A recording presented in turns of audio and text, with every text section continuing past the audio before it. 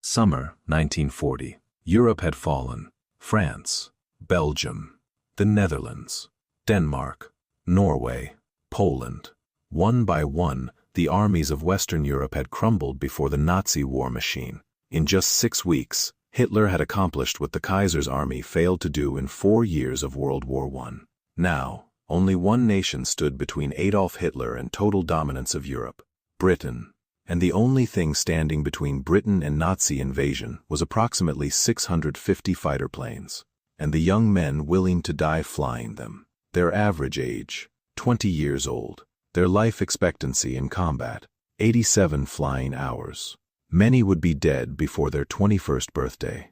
But in the summer of 1940, these teenagers did something the world said was impossible. They stopped Hitler cold. This is the story of the Battle of Britain, the most consequential air battle in human history.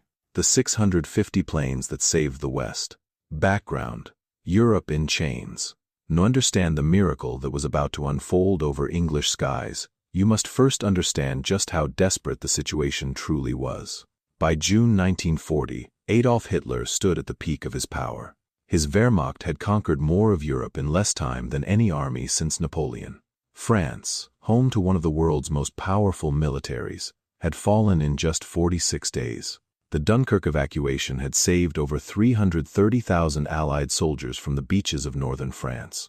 But in the chaotic retreat, the British Army had abandoned nearly all of its heavy equipment: 2,500 artillery pieces, 65,000 vehicles, 500,000 tons of supplies. Britain was, in military terms, nearly defenseless on the ground. Hitler expected Britain to negotiate. Why wouldn't they? They were isolated, stripped of allies, facing the most powerful military force in Europe. Even some members of Winston Churchill's own war cabinet argued for seeking terms. But Churchill refused. On June 4th, standing before Parliament, he delivered words that would define the century. "We shall fight on the beaches. We shall fight on the landing grounds. We shall fight in the fields and in the streets. We shall fight in the hills. We shall never surrender." These weren't just words. They were a declaration that Britain would force Germany to fight for every inch. That no negotiated peace would come. That Hitler would have to invade. And invasion required one thing above all else: air superiority. Before German troops could cross the English Channel, the Luftwaffe had to destroy the Royal Air Force. Without control of the skies, the invasion fleet, barges, transports, warships, would be decimated by RAF bombers and Fleet air-armed torpedo planes. This was the task assigned to Hermann Göring, commander of the Luftwaffe and one of Hitler's most loyal lieutenants. Göring was supremely confident. His air force had crushed everything in its path. His pilots were veterans of Spain, Poland, France. They flew the most advanced aircraft in the world, the Messerschmitt Bf 109, arguably the finest fighter aircraft of 1940. And he had numbers.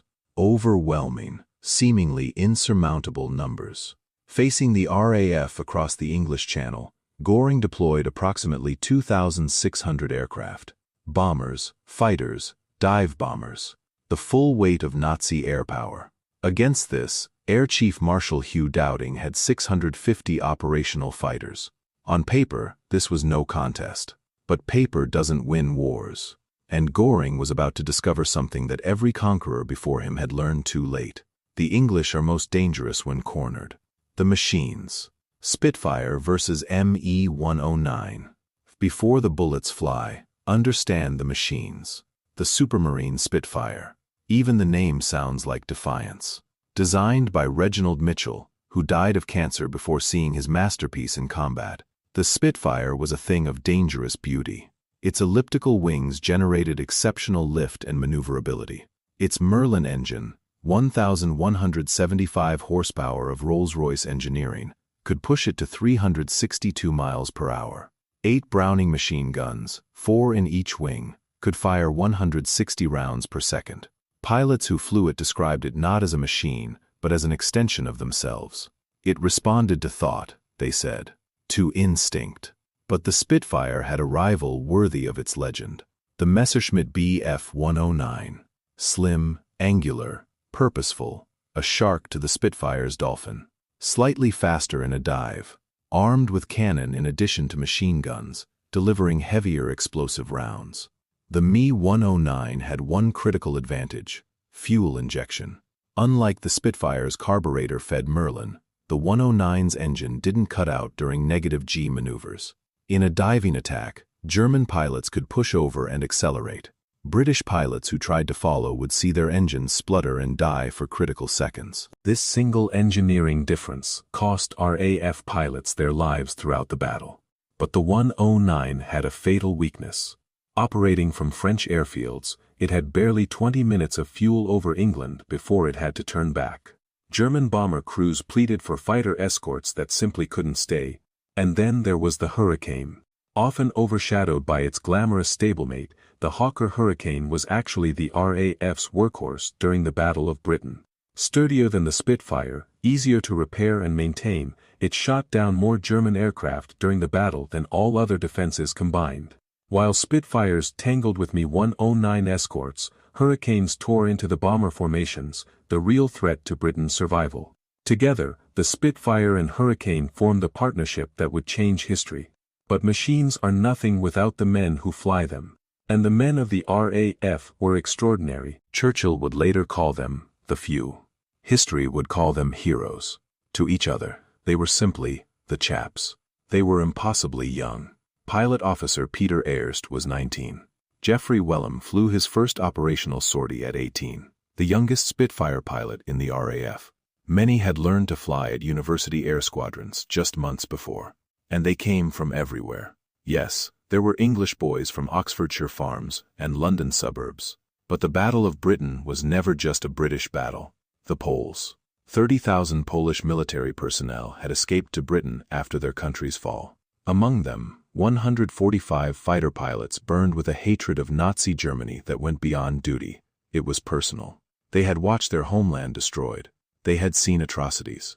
When No. 303 Polish Squadron became operational in August 1940, it immediately became the highest-scoring squadron in fighter command.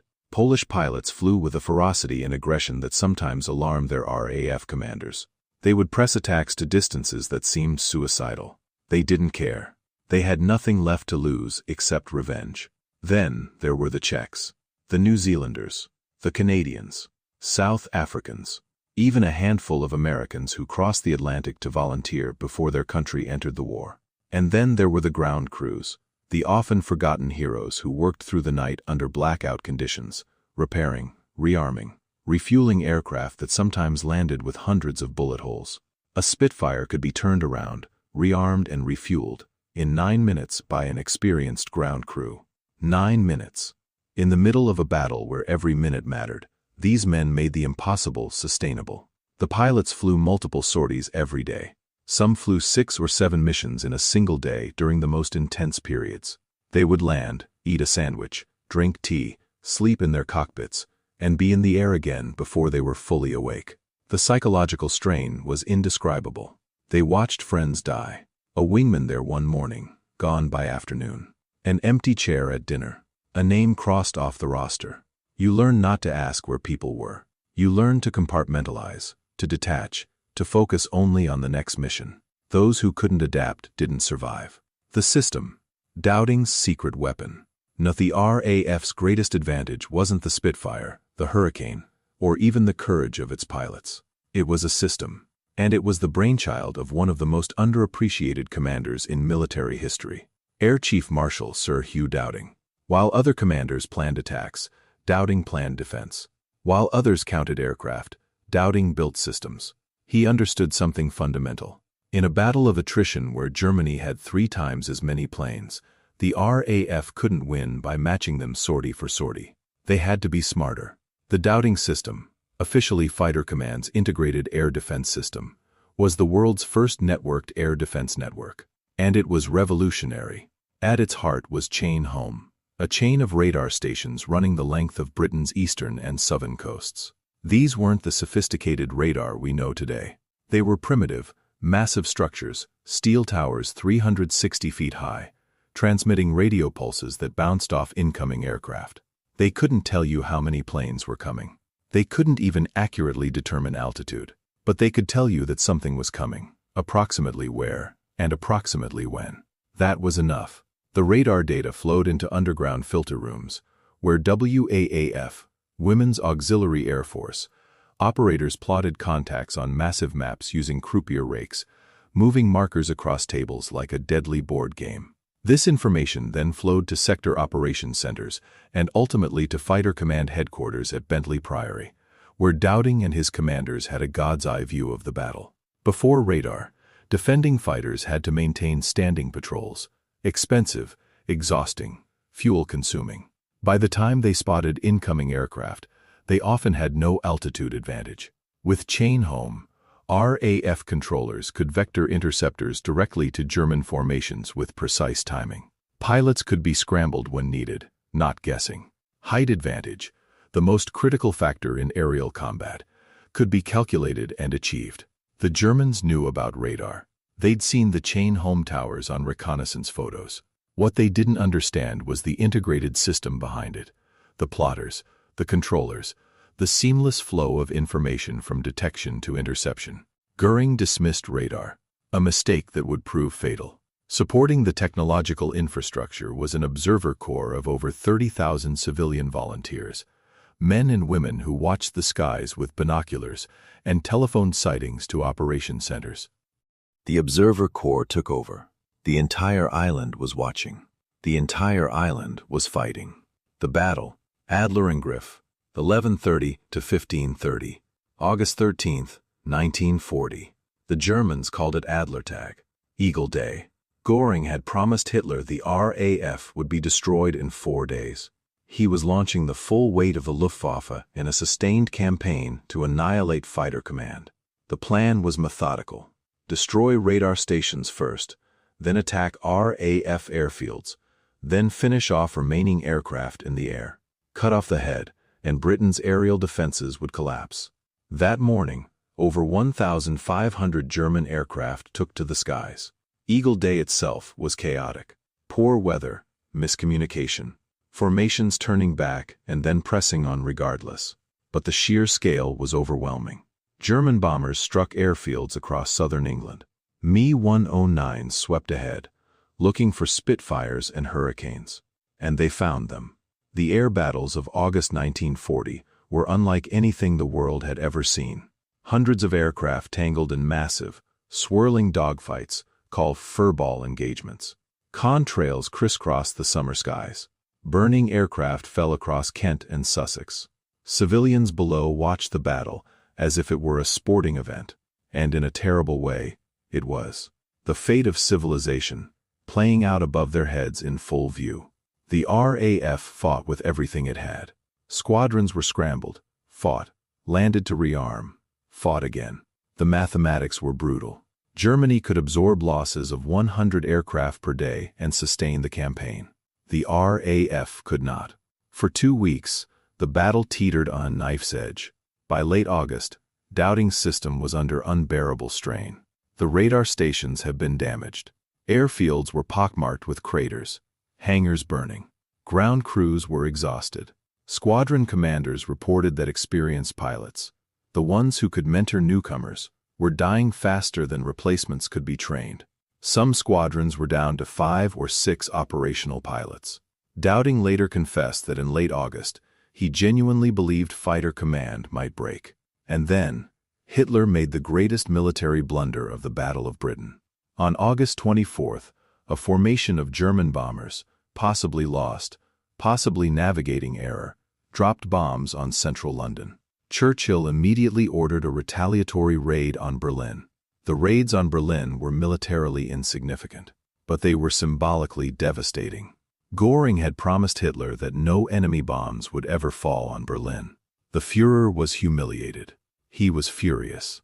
And fury, as history repeatedly shows, leads to strategic mistakes. On September 4th, Hitler ordered the Luftwaffe to shift its primary target from RAF airfields to London.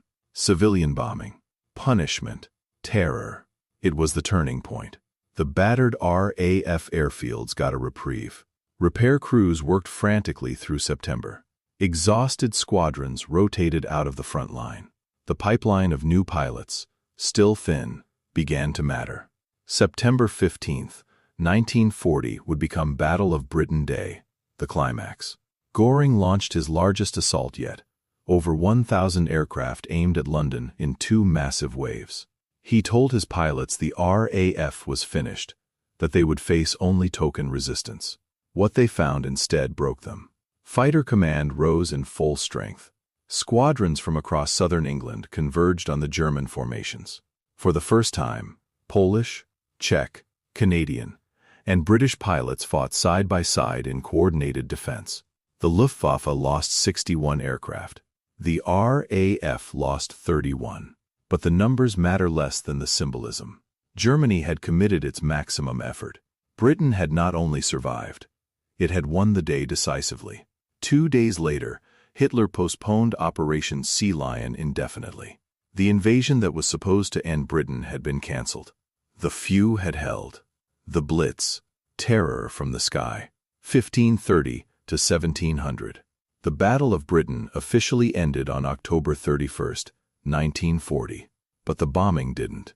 Unable to achieve air superiority by day, Germany shifted to night bombing, the Blitz. For 57 consecutive nights beginning September 7th, German bombers pounded London. Then the raid spread. Coventry, Birmingham, Liverpool, Plymouth, Bristol. The Coventry raid of November 14th was particularly devastating. Over 500 tons of high explosive and incendiary bombs fell on a city of 250,000 in a single night. The medieval cathedral, one of England's great Gothic treasures, was reduced to a shell. The word coventrate entered several languages, meaning to completely destroy a city.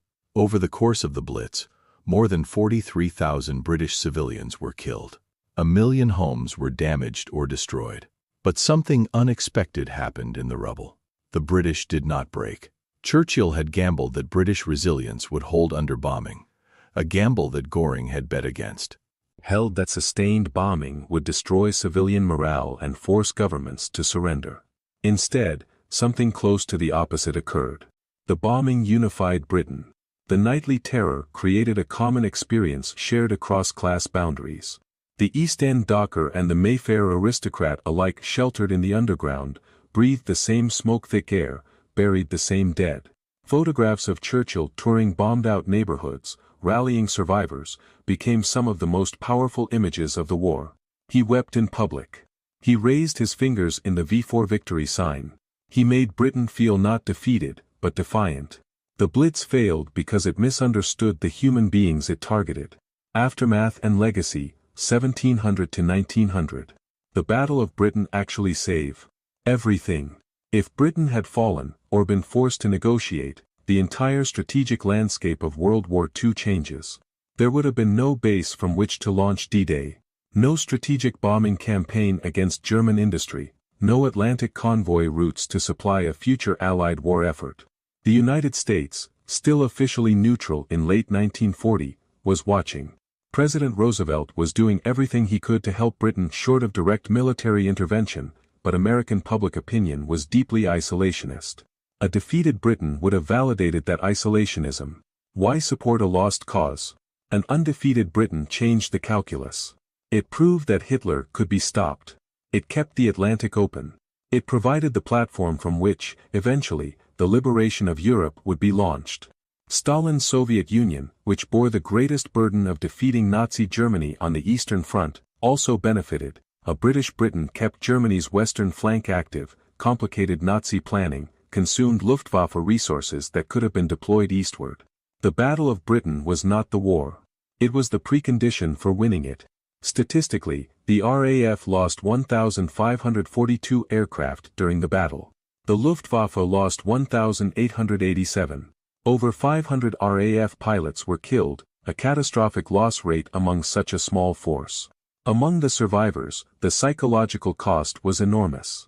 Many lived with what we would today recognize as severe PTSD, nightmares, hypervigilance, and inability to reconnect with civilian life. The generation that saved Western civilization was also quietly shattered by the experience. Hugh Dowding, the architect of victory, was unceremoniously removed from command weeks after the battle ended. sidelined by rivals who had resented his cautious defensive strategy throughout. He never held another operational command. History eventually corrected this injustice. Today, the statue of Lord Dowding stands outside the RAF chapel at St. Clement Danes Church in London, the quiet genius finally given his proper place in the pantheon. And the airfields they defended, Biggin Hill, Duxford, Tangmere, became sacred ground. Not monuments to war, but to the audacity of human resistance. Conclusion: never was so much owed, 1900 to 2000. On August 20, 1940, in the heat of the battle, Winston Churchill rose in the House of Commons. He had watched the battle from operations rooms, from hilltops in Kent, from bomb-damaged streets. He had seen what these young men were doing. And he found, perhaps for the only time in his life, that words almost failed him. Almost. Never in the field of human conflict was so much owed by so many to so few. The pilots who heard it on radio that evening were embarrassed by the praise, as young men so often are. They were just doing the job. Flying the next sortie. Making sure the aircraft was serviceable. Not thinking about history. But history was thinking about them. 80 years on, consider what those 650 aircraft and their young pilots actually preserved. The rule of law. Free elections. Free speech. The principle that nations have the right to exist without conquest. Every democracy that exists in the Western world today traces a thread of debt back to that summer over England. They were 20 years old, most of them. They had barely lived. And they stood between the accumulated heritage of Western civilization and the darkest ideology the modern world had produced. And they held. Not because they were fearless, many were terrified, every single day. Not because they were certain of victory, many believed they would die before it came. But because retreat was unthinkable. Because on the other side of failure was something worse than death. Because some things are worth fighting for. The sky over England is quiet now. But if you stand on the chalk cliffs of Dover on a summer evening and look up at the blue English sky, you can almost hear the ghost of a Merlin engine. Almost see the vapor trail of a turning Spitfire. A young man, 20 years old, buying civilization one more day. Never was so much owed. By so many. To so few. Subscribe for more military history documentary.